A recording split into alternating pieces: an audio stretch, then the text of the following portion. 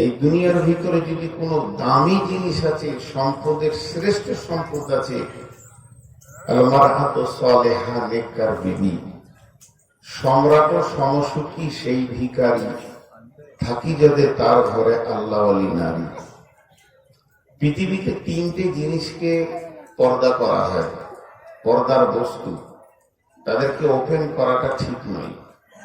একটা খাদ্য বস্তু, ঢেকে রাখার জিনিস, আরেকটা হচ্ছে নারী, আরেকটা হচ্ছে অর্থ সম্পদ, সেগুলো রাস্তায় ছিটে রাখার জিনিস নয়।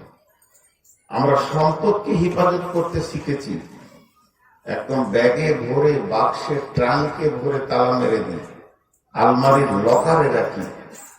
এদিকের বিবেকের চেতনতা আমাদের এসে গেছে। খাদ্যবস্তু মোটামুটি ঢেকে রাখি। আল্লাহ তাবারক ওয়া তাআলা তিনি নিজেই বলেছেন কোরআনে যে আমি খোসা জাতীয় সমস্ত খাবার তোমাদেরকে বানিয়েছি, লেমিনেশন করা আছে। কলাকে ছাল দিয়ে, আমকে তার খোসা দিয়ে, এমনকি আঙ্গুর, ছোট ফল, তাকেও লেমিনেশন করা আছে, যেন ভিতরে কোনো নাশকতা না ঢুকে যায়। এটা আল্লাহর মেহেরবান।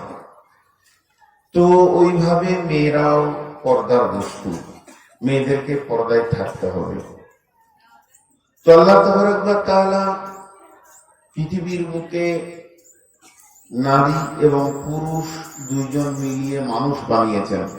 মানুষের দুটো সেকশন, একটা হচ্ছে পুরুষ মানুষ, একটা মেয়ে মানুষ।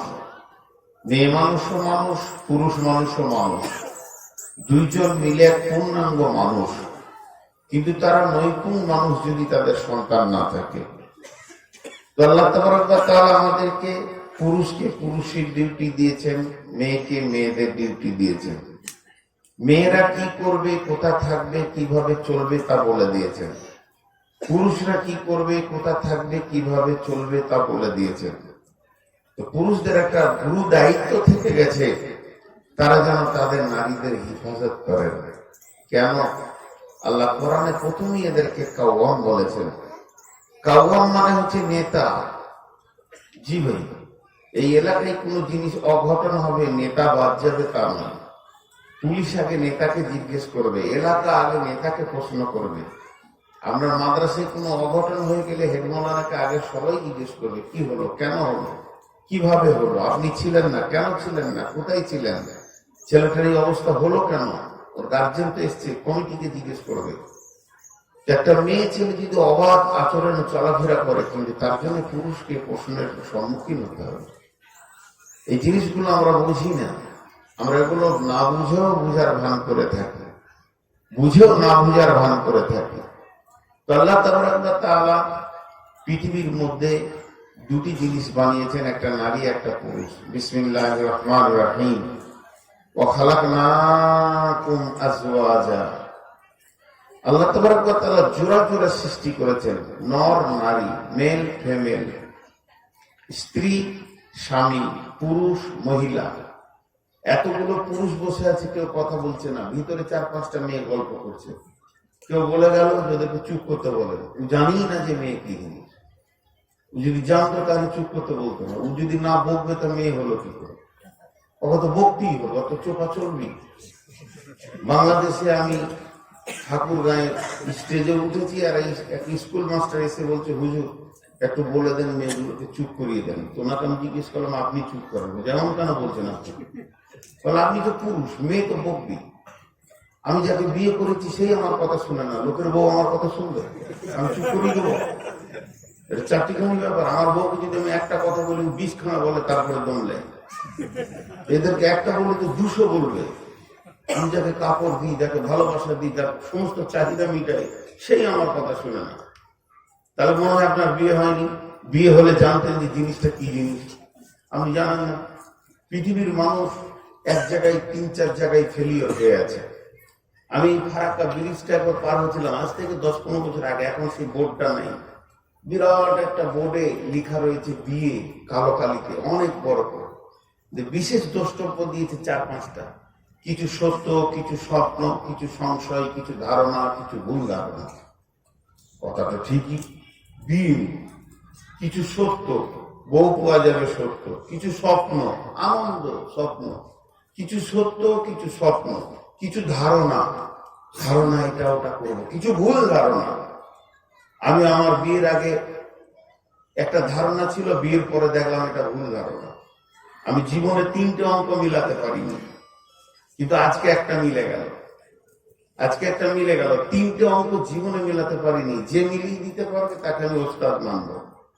আমি ভেবেছিলাম বিবিকে যা বলবো তাই শুনবে, ও তো মানুষ, জীবনে অঙ্ক মিলছে না, ওকে যা বলছে তার উল্টা করছে, এ মিলছেই না, তাহলে এটা অঙ্কে মিলল না।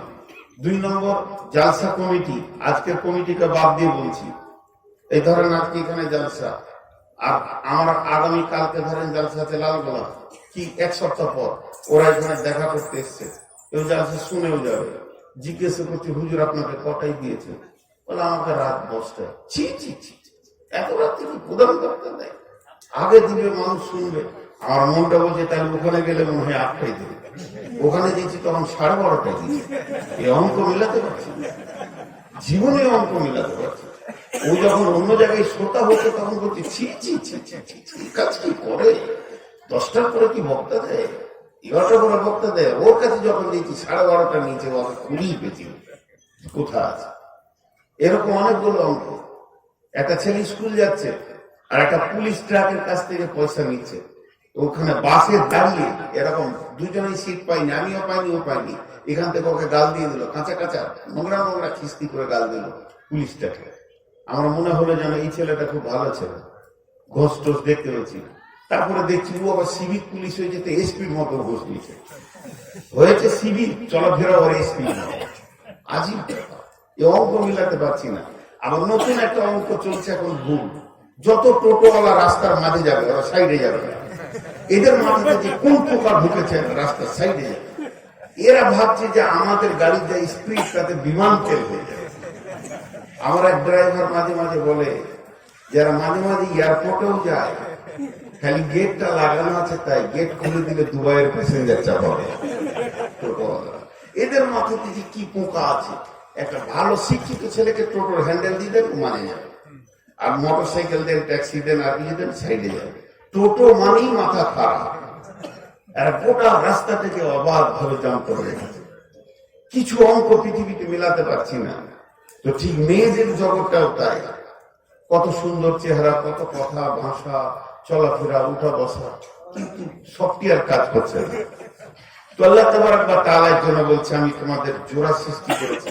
এদের সফটওয়্যার গুলো এত দুর্বল, খালি যদি বলা হয় যে দেখো আমি তো বিদেশে থাকি, আমার বিবির কথা বলছি, লোকের বিবির কথা বলছি, আমি বিদেশে থাকি, জলপাইগুড়ি দার্জিলিং চলে যাচ্ছি, 10-15 দিন পর আসবো, এই 5,000 টাকা তোমার কাছে থাকলো, প্রয়োজন হলে যদি কোনো অসুবিধা হয় কাজ চালিয়ে নিও, কারো কাছ থেকে আমি শোধ করে দিব। আর যখন মানুষ ক্লান্ত হয়ে বিদেশ থেকে হোক, মাঠে থেকে, ঘাটে থেকে ঘর ঢুকবে, তখন বাড়ির কোনো বিপদের কথাটা তাকে প্রথম শোনাতে হয় না। প্রতিটি পুরুষ চায় আজকে 1 মাস পর বাড়ি যাচ্ছি, স্ত্রীর কাছ থেকে এক ঝিলিক হাসি, আনন্দটা নিব। এটা প্রতিটি পুরুষ চায় যে একটু ঝিলিক দাঁতে হাসবে। হ্যাঁ, খাইরুল লো আছে না গান, চিরল দাঁতের হাসিতে চান ঠান্ডা হয়ে গেল।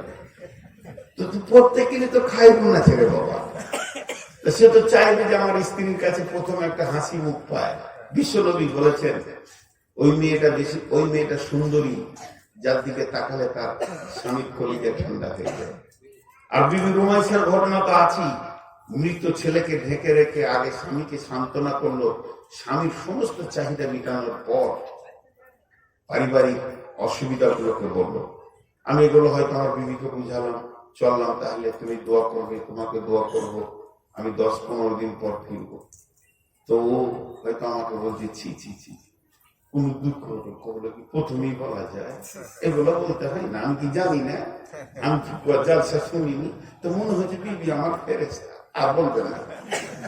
ঘর ঢুকে এখনো পানি খাইনি, তার আগে বলছে বাইরে বাইরে ঘুরে ঘরের খাবার হয়ে গেল। অঙ্ক মিলছে না, সারা জীবন মেলাতে পারলাম না। তো শেষকালে একটা ছোট করে উদাহরণ দিয়ে আমি আয়াতের দিকে চলে যাচ্ছি। সেই উদাহরণটা হচ্ছে যে আল্লাহ তাবারক ওয়া তাআলা প্রতিটি নারীর কাছে তার স্বামীর মিজাজকে ঢুকিয়ে রেখেছেন, স্বামীর মস্তিষ্কে ঠান্ডা এবং ভালোবাসা প্রেম প্রীতির জগতে ভরে রেখেছেন। আল্লাহ সূরা রুমে বলছেন, আয়াতগুলো বলবো তো। 92 বছরের একটা বুড়ি নদীতে পড়ে ভেসে চলে গেল, মরে গেল। তার বুড়া খবর পেলে যে আমার বুড়ি নদীতে ভেসে গেছে, তো উজানে লাশ খুঁজতে গেছে। ওর পুতা বলছে, দাদু দাদি মরে গেছে, এই জন্য কি মাথা বিগাড় গেছে, লাশ উজানে পাওয়া যায় না মাটিতে। বলছে ভাটিতে, তো উজানে খুঁজছো কেন? বলছে বুড়িটা তোর না আমার? আপনার। ওকে আমি 70 বছর বিয়ে করেছি, জীবনে ওকে ভাটি পাইনি, উজানেই যাবে লাশ, মরে উজানে যাবে। বুঝে না। আল্লাহ জোড়া জোড়া সৃষ্টি করেছেন।